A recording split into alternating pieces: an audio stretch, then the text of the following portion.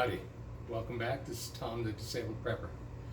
Today's 1-minute prep tip is some advice on sewing kits. As we know, things wear down. You recall my concealed carry bag? It very quickly got a hole in it that needs to be repaired.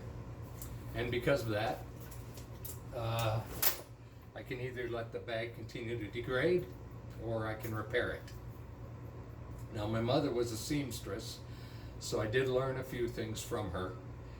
And although most of her work involved a sewing machine, what we can use is simple hand tools readily available. Now, this sewing kit I got from Walmart, I believe it was, or some low-cost store, like a dollar store. I think it was $4. This was so cheap, I just couldn't pass it up. It's been used several times. My daughter Courtney actually used it to sew one of her Halloween costumes once.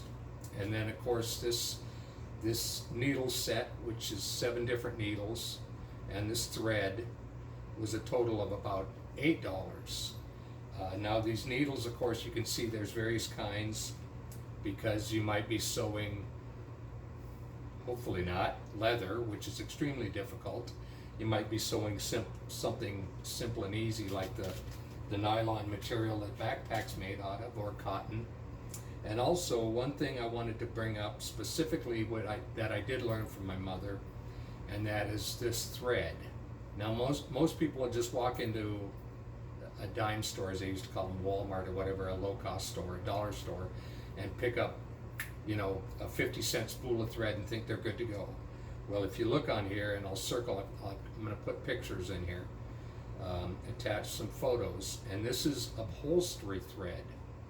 And upholstery thread, while similar in diameter to normal thread, is 100% nylon and is incredibly strong.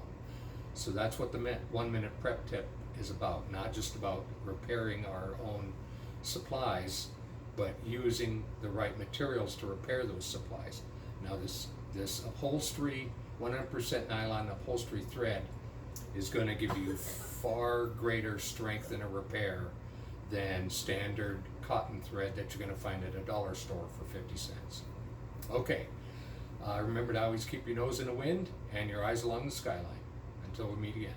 Bye.